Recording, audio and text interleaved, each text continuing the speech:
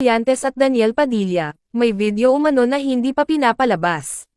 Nang official na nga nang i-announce ng bawat isa, ang kanilang hiwalayan pagkatapos ng ilang taon ay maraming mga tagahanga ng dalawa ang nalungkot at umiyak, pati mga celebrities ay naapektahan din. Hindi naman kasi makakaila na, talagang tumatak at sinubaybayan ng mga tagahanga, ang halos 11 years nila na magkasintahan at 12 years na magka-love team. Sila talaga ang pinakamatagal na love team at the same time magkasintahan ng tumagal ng ilang taon.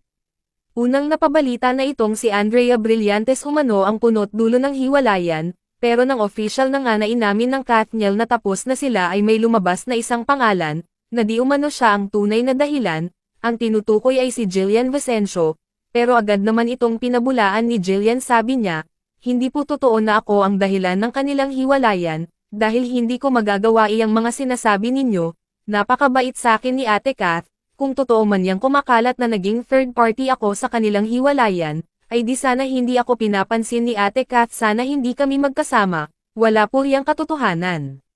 Matatandaan na mismong sinabi ni Sian Gaza, na sinasadya umano ng kampo ni Andrea Brillantes, na ilihis ang naturang issue para mawala ang atensyon ng Katniel fans sa kanya, kaya idinawit nila itong isang celebrity na si Jillian Vicencio.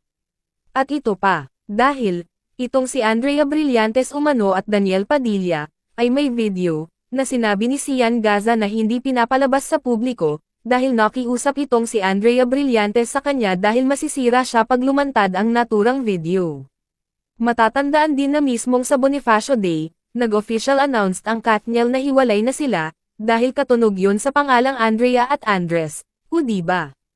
May paklo talaga. Sinabi rin na nakita ni Catherine ang conversation ni Daniel at Andrea Brillantes, sa mismong phone ni Daniel, dahil itong si Kath daw ay makikipaghiwalay kay Daniel pag hindi binibigay o pinapakita sa kanya ang laman ng phone nito, kaya naman ibinigay naman ito sa kanya, dahil nga ilang beses na itong ginagawang pangbabae, kaya noong araw na iyon ay dadalo sana si Catherine sa isang awarding kung saan isa siya sa award-winning actress. So nang paalis na itong si Kath ay pumunta muna ito sa kondo ni Daniel Padilla para mag-say goodbye, pero bago umalis ay tiningnan muna ni Kath ang cellphone ng actor at doon, niya nakita na nandoon din pala si Andrea sa isang lugar kung saan nandoon ang Katniel. Noong panahon na iyon ay naghiwalay na itong si Andrea Brillantes kay Richie Rivero. At ito pa, itong si Andrea Brillantes ay nagpapa-comfort kay Daniel Padilla sa panahon na iyon, dahil galing nga ito sa breakup. Doon nabasa ni Kath ang kanilang conversation na nagkikita nga ang dalawa at magkikita pa ulit. Sabi pa, nagpa-comfort pa itong si Andrea at inom-inom, pero ano kaya ang susunod na nangyayari? Pagkatapos ng inuman ay hinahatid umano ni Daniel itong si Andrea kung saan ito uuwi, kasi noong time na iyon nandoon sila sa ibang bansa. Yan ang mabigat na dahilan ni Catherine Bernardo kaya naman ito tuluyan ng nakipaghiwalay, dahil sobrang pagod na sa paulit-ulit na lang na mga pangyayari at sakit. Kaya naman, tikom ang bibig ni Andrea Brillantes sa isyo, dahil totoo talaga na may namamagitan sa kanila, dahil kung hindi totoo bakit walang say sa isyo, binabato na siya ng mga fans ng Katniel, hindi pa rin nagsasalita, kasi totoo na may namamagitan talaga sa kanila, 6 na source ang nagsasabi kay Sian Gaza.